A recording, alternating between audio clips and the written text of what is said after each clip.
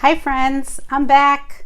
Took me a little while to get the technical difficulties figured out here, but I'm back. And if you've been watching me every Thursday evening for the past few weeks, I've been talking about the pillars for living a passionate life and the bricks that hold up the foundation. So I spoke about the pillar of gratitude, cultivating gratitude 2 weeks ago, and last week I spoke about the pain of compassion and how that actually opens up our heart to living a more passionate life. And this evening is the fun pillar, letting ourselves dream. All of these are important, and we can't really follow our dreams. We really can't have a truly passionate life that's sustainable unless we have all four of these. The fourth one is generosity, and so that'll be another Facebook Live. But having a dream and allowing ourselves to dream is extremely important to living a passionate life and following our dreams, right?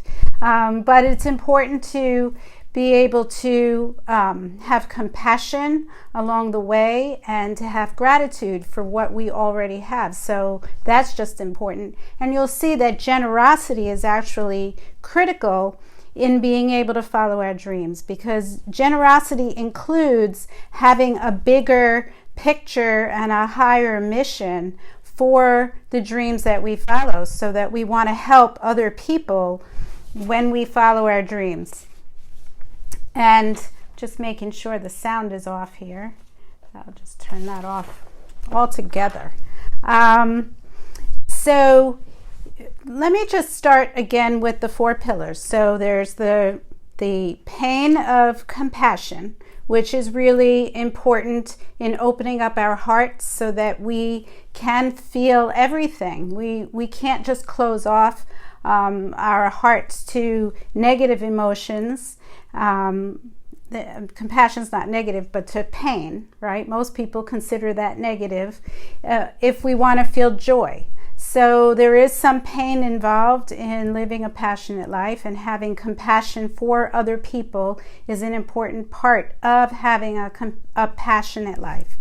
Last week, 2 weeks ago, as I said, having gratitude. So coming from a place of having enough and being enough makes us more likely to stay on the path, the joyful path of following our dreams, rather than coming from a place of lack or of desperation. And when we come from a place of lack or desperation, then we feel like we're not going to be joyful until we have realized our dreams. And so we put off our joy. And the joy is in the journey. We may never achieve every one of our dreams, but we want to enjoy our life. And having a dream and enjoying the journey towards that dream is what brings us into a passionate life. But having a dream is really important. And what I have found is that a lot of people, as they get older, even people younger who think they're older. There are people who are 35 who I see who think they're old. If you're out there and you're only in your 30s and you think that you're old, please, you're not. And even if you're 65, you don't have to feel old. 75, youth is, as Pablo Picasso said, youth has no age.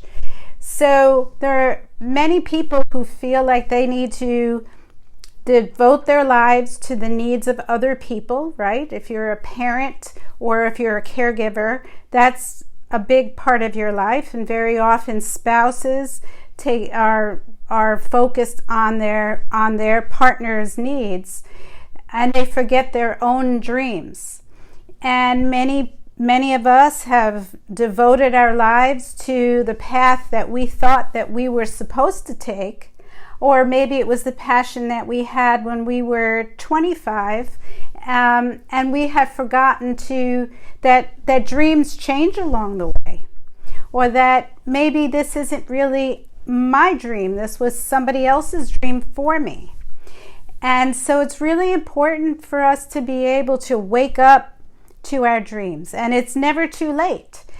Very often when you hit your 50s, that's when you start to realize that there are things out there that you really want to do, and you would like to do them while you're still on this earth. And having the experience of life is what leads to it. So it's really counterintuitive to say that the best time to follow a dream is when you're in your 50s, but it's really more accurate, because that's when you have a better idea of what you like and what you don't like. And so that's a great time. This is a great time to start following your dreams. And dreams can look different for everybody. So for some people, a dream may mean a complete career change. It may be a geographical change, and for some people it might just be starting a new hobby, or volunteering, doing something to help other people, or just making it a point every day to do something that brings more light into the world. That's very important. And having a sense of meaning and purpose is important wherever we are along our lifeline and whatever situation that we're in. So dreams can look different for everyone.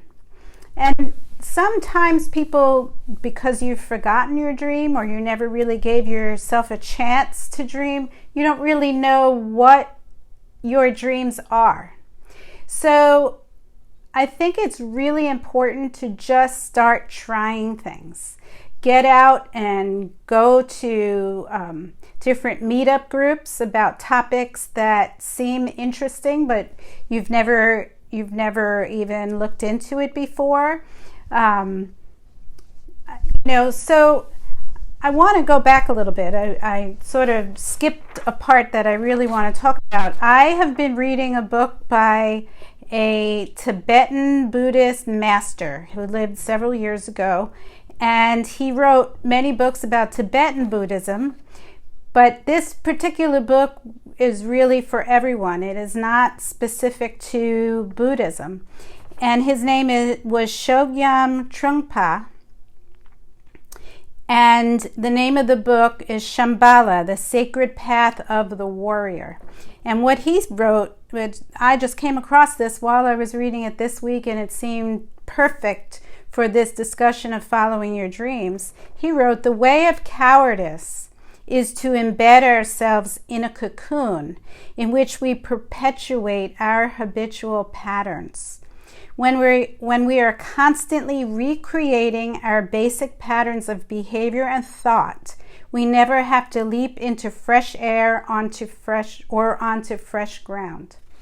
And I think that really fits for most of us, right? We get stuck in a rut. We continue to do the same things every day. It becomes monotonous. We start to close our world in. We feel more and more comfortable doing the same things every single day. And when we do that, when we stop stretching ourselves and trying new things and taking risks and feeling fear, that's really important. We want to feel fear. We want to do things that scare us, because that will, I don't mean reckless things, but I mean things that make us feel really anxious, putting ourselves out there to try something new or present our ideas in front of other people. That's sometimes the scariest thing. But when we do that, it can be really exciting. When I started writing blogs, and they were accepted into Huffington Post, I was terrified. Because when it gets into Huffington Post, there are a lot of people reading the blog, and there are all kinds of people out there, that many of whom are not going to like what you write, and there are people who make a point of just trolling, right? They just go looking for people that they want to criticize on the internet, on their blogs. So, and I did receive a few of those really strange, critical, people have a right to criticize, but some of them were strange. I could tell that they hadn't really read what I wrote. And that's scary. That's really scary. But then, just as many people, or hopefully a lot more people, like what you do. And even if they don't, so what? It takes practice. Everything that you do in life, you start off as a beginner, and as you continue to practice, you get better and better and better.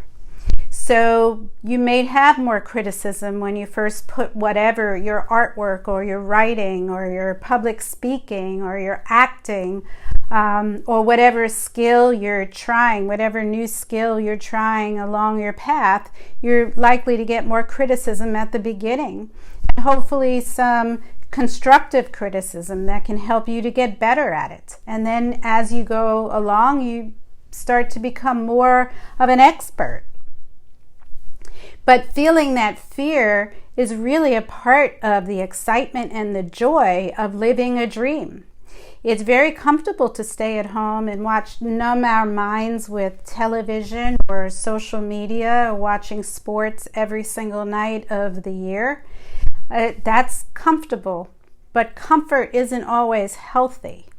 And over a period of time, when people forget their dreams or they feel too fearful to pursue their dreams or too comfortable in their cocoon, it leads to depression. And many of the clients that I have seen walk through my door feeling depressed, if you get down to the root of the reason for their depression, it's because they're not living their passion.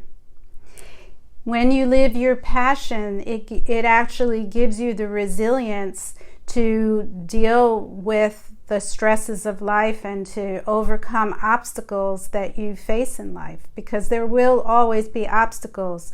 But having a passion and feeling that it has a purpose in this world gives you that extra motivation to push through it. And when you're enjoying what you're doing, then that helps you to feel joyful no matter what's going on around you. So I've spoken about this and I've written about it in my book. A lot of people have already heard this, that when I went through some rough times in my life, when my father passed away, for example, having this passion of writing a book and presenting my ideas to the world and doing public speaking and bringing what I've learned over my experience, over my several years of experience as a psychologist, and what I've learned from the guests on my radio show and the lessons in my own life, bringing that out to help other people is what gave me the extra push to get back up. It was my North Star, as I call it.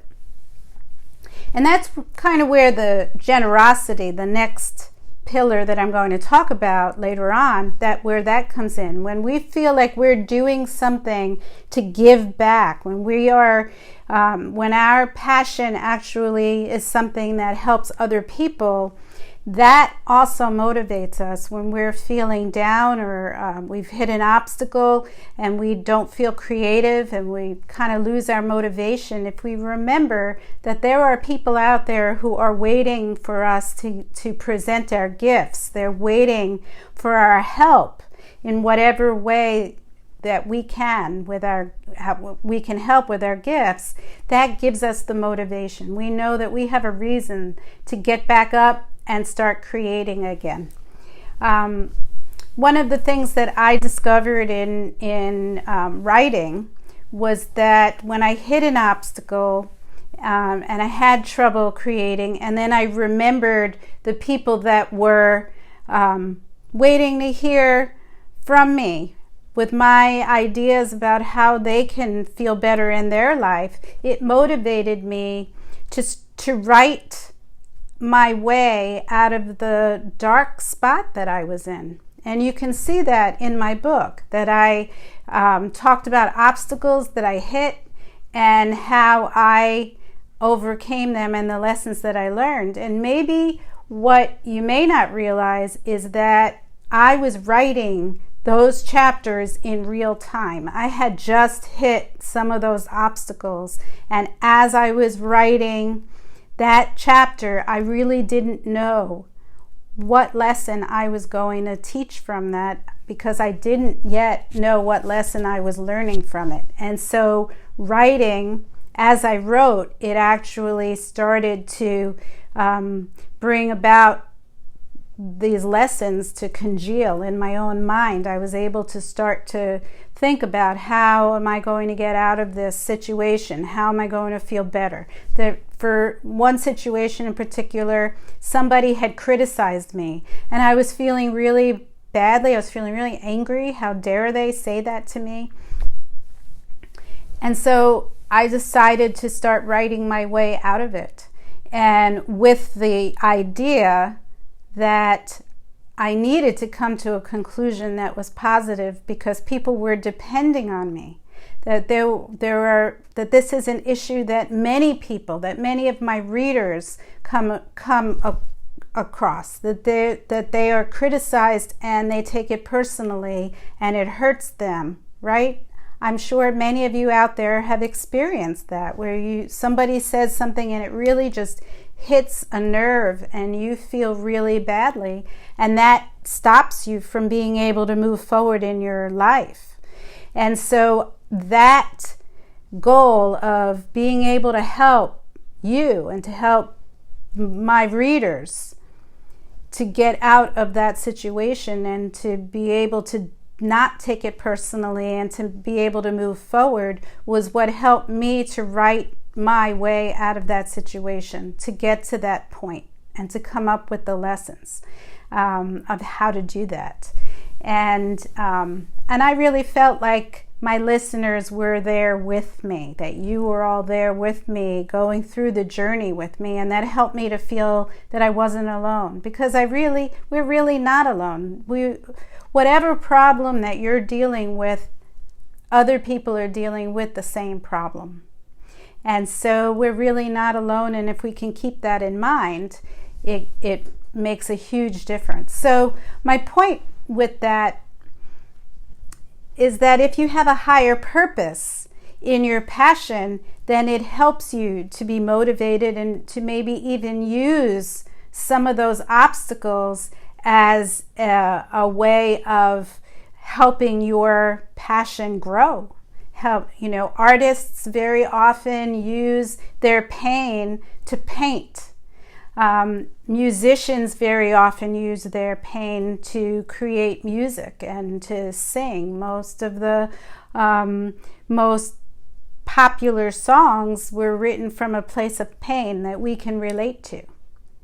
So having a dream and passionately following it is really important for us to be able to live a life of joy.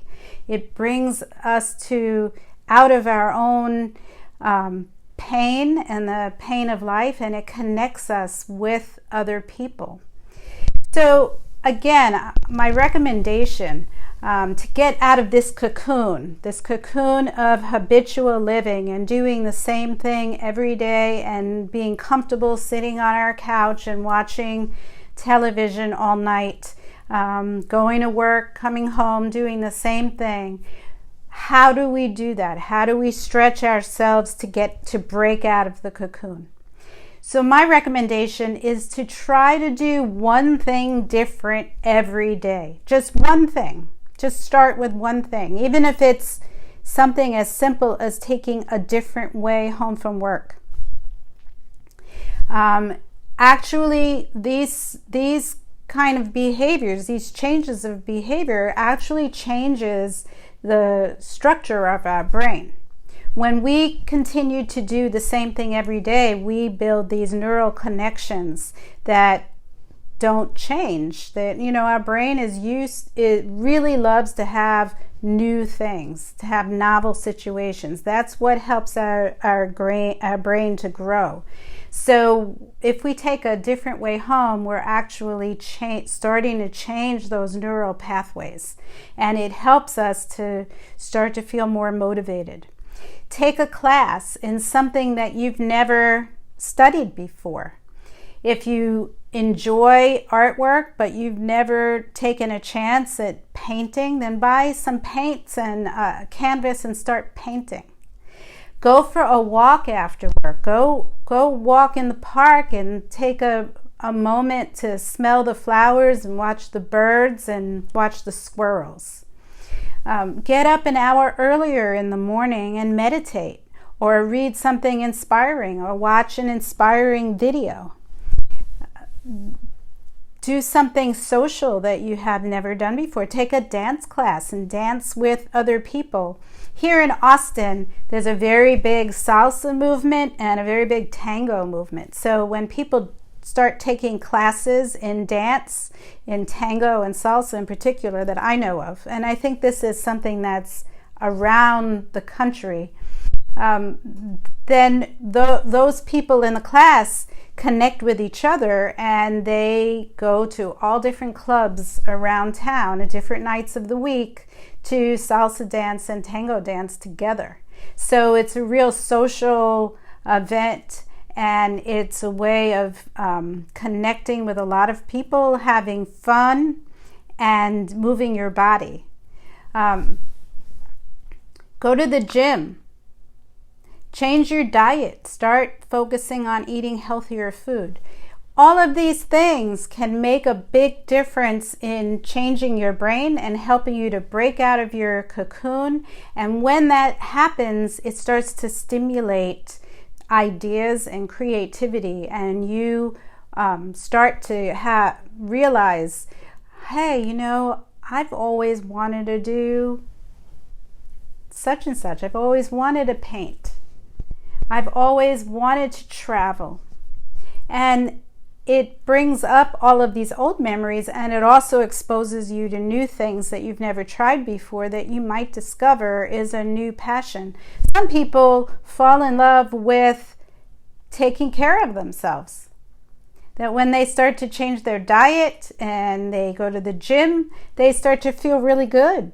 And that becomes a passion in itself. And they decide that they want to get training in helping other people to become fit. Several of the health coaches that I've interviewed on my radio show they became health coaches because they themselves went through some sort of health crisis or some change in their life where they decided they wanted to become fit, and they became passionate about it, and they wanted to help other people to become just as healthy as them.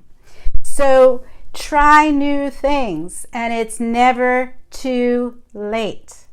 So I've also talked about the bricks in the foundation, and one of those bricks is meditation or some sort of stress relief.